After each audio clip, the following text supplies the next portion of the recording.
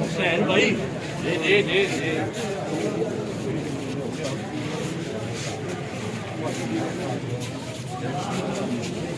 اچھا جناب، میں پارٹ 1 میں جو کہانی سنا رہا تھا وہیں سے کنٹینیو کرتے ہیں اور بتاتے ہیں کہ یہ سارا جو معاملات ہیں وہ کیسے آگے بڑھ رہے تھے. وہاں پر جب گئی اور اس کے بعد وہاں پر یہ لڑائی بھی ہوئی، اور لڑائی ہونے کے بعد جو معاملات ہیں آگے خراب ہونے شروع ہو گئے.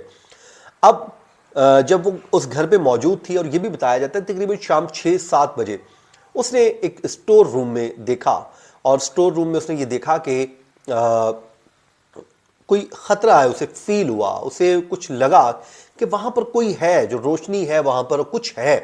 اور اس نے اس بات کا اظہار بھی کیا، جو آپ کو یاد ہوگا اس کے والد بتا بھی چکے ہیں کہ بیٹی نے کہا تھا کہ مجھے یہاں پر خطرہ محسوس ہو رہا ہے. تو میرے خیال میں یہاں پر وہ وقت تھا کہ شاید وہ والد کے ذہن میں ظاہر ہے ایسی بات گئی نہیں ہوگی، اور اگر اس ٹائم ان کے ذہن میں ایسی کوئی بات ہوتی تو وہ فوری پہنچ جاتے اور اس کو بچا لیا جاتا. اور اس کے بعد وہ ان کی آخری بات ثابت ہوئی. اور اس کے بعد پھر رات کو تقریباً 10 بجے اپنی وائف کے ساتھ قدیر کی بات ہوئی، روٹین کے مطابق ویڈیو کال ہوئی، اور ویڈیو کال کے مطابق وہ سونے لگی تھی، اور اس نے کہا کہ اب مجھے نیند آ رہی ہے تو میں سو رہی ہوں. اب جب وہ سو گئی تو اس کے بعد یہ بتایا جاتا ہے، ان کے جو ریلیٹیوز ہیں وہ بتا رہے ہیں، جو اب سٹوری کیونکہ سامنے آ چکی ہے، خواتین نے پولیس کو بتایا، اور ظاہر پولیس کے ذریعے ان تک پہنچی ہوگی. یہ وہ باتیں ہیں جو اب ان کے ریلیٹیوز بتا رہے ہیں. وہ بتاتے ہیں کہ پھر اس کے بعد الزام یہ ان کے اوپر یہ ہے کہ انہوں نے رات کے وقت ان کے اوپر، اس سوئی ہوئی خاتون کے اوپر دھاوا بول دیا. وہ جو سجدے والی بات ہے وہ میرے خیال میں وہ بھی درست نہیں ہے.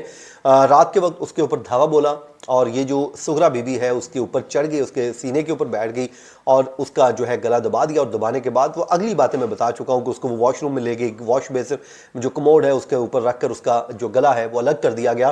اور اس کے بعد اس کے جو پیسز ہیں اس کو رات کے وقت تقریباً یہ گئے ہیں اور بائک پہ گئے ہیں، 5 جو پیکٹ انہوں نے بنائے تھے ان کو لے جا کر پھینکائے.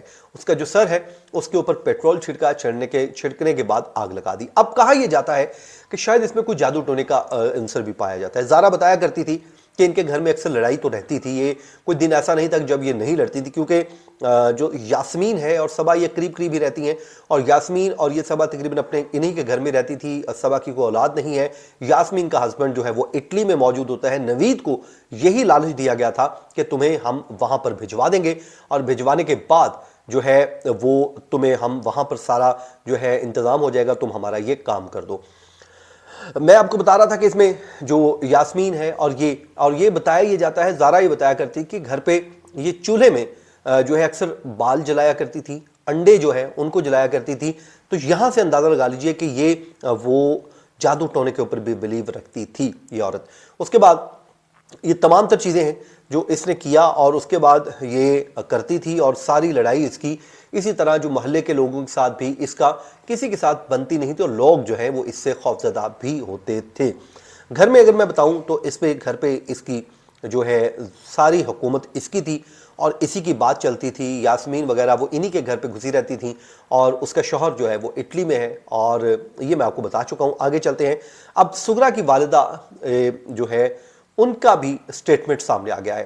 انہوں نے ایک مطالبہ کیا، انہوں نے کہا کہ میں اپنی بیٹی کی کرتوتوں سے واقف ہوں، اور اس نے اتنا ظلم کیا ہے ہماری نواسی کے ساتھ، زارا کے ساتھ، کہ ہم سوچ بھی نہیں سکتے. تو انہوں نے یہ مطالبہ کیا ہے کہ اس کو بھی سزا دی جائے، اور اتنی ہی کڑی سزا دی جائے جتنی اس نے اس کے ساتھ کیا. مطلب وہ مطالبہ کرتی ہیں کہ اس کے ٹکڑے ٹکڑے کر دیے جائیں، تبھی جا کر انہیں بھی سکون ہوگا. ایک ماں اس وجہ سے یہ کہہ رہی ہے کہ اس کی ساتھ جو ہوا ہے یہ ہونا نہیں چاہیے تھا اس کی نواسی کے ساتھ، لیکن انہوں نے کیا ہے، اور اب انشاءاللہ یہ اپنے انجام کو بھی پہنچیں گی. اب جو ہے اب آپ کو بتا دیتا ہوں جی، قدیر اور اس کے جو سالے تھے، زارا کے بھائی تھے دونوں، وہ سامنے نہیں آ رہے. وہ کیوں نہیں آ رہے؟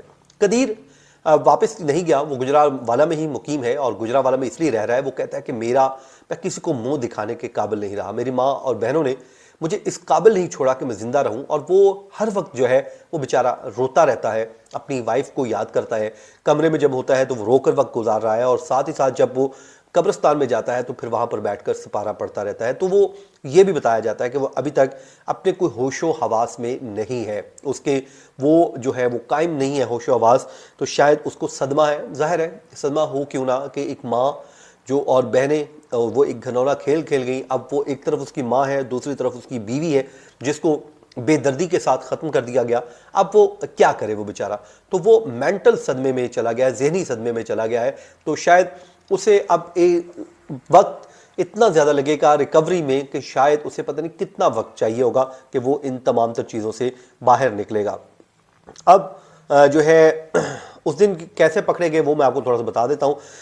یہ بھی بتایا جاتا ہے کہ جب ان کو پکڑ کر لے گئی پولیس تو یہ تو نہیں مانی. پھر جو عبداللہ تھا وہ یاسمین کا بیٹا وہ تسلیم کر گیا اور اس نے کہا کہ جی ماما اور نانی نے یہ کام کیا ہے, اور وہ چھوٹا تھا اس سب کچھ بتا دیا. اور اس کے بعد ان کو لے گئے وہاں پہ جا کے ریکوری کے لیے, اور اس کے بعد پھر غلام شبیر صاحب کو فون پر پولیس نے نہیں بتایا بلکہ ان کو بلایا کہ آپ تھانے میں آ جائیں, ہم نے آپ سے بات کرنی ہے.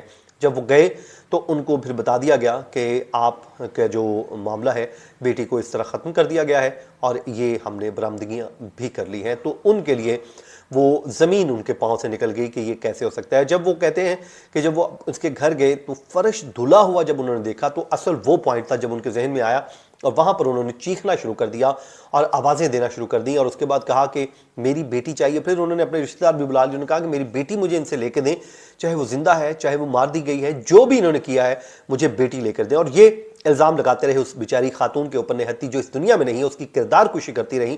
اور اس کے بعد اب پولیس کے سامنے یہ مان چکی ہیں اور یہ بھی کہہ چکی ہیں کہ وہ ایسی نہیں تھی اور اس نے کوئی غلط کام نہیں کیا تھا, اور نہ ہی وہ کہیں بھاگی تھی, نہ ہی اس کا کسی کے ساتھ تعلق تھا, اور نہ ہی وہ جادو ٹونا کرتی تھی. اور اس کے بعد یہ سارا کچھ ہوتا ہے.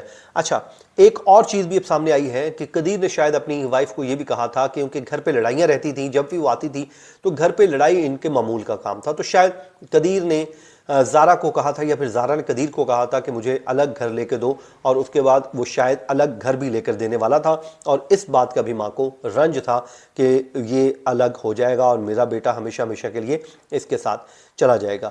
تو یہ تھا جی آج کا ہمارا ایک ویلاگ, ڈیٹیلز میں ہم نے بات کی ہے, اور کوشش کرتے ہیں کہ اس کو ہم 2 حصوں میں تقسیم کر دیتے ہیں تاکہ آپ کو سننے میں آسانی ہو. اور مجھے دیجیے اجازت, اپنی دعاؤں میں یاد رکھیے. اللہ نے کے مان. جی میرا نام شبیر احمد ہے. میری بیٹی کا نام زارا ہے جو بیرون ملک تھی. 1 منتھ واپس آئی ہے. سسرالیوں نے انہیں جاتی کیا, انہیں بہت مارا ہے اور اس کو لاش کو نہر میں پھینک دیا ہے. اس کے ساتھ بہت زیادتی ہے, میرے ساتھ انصاف کیا جائے.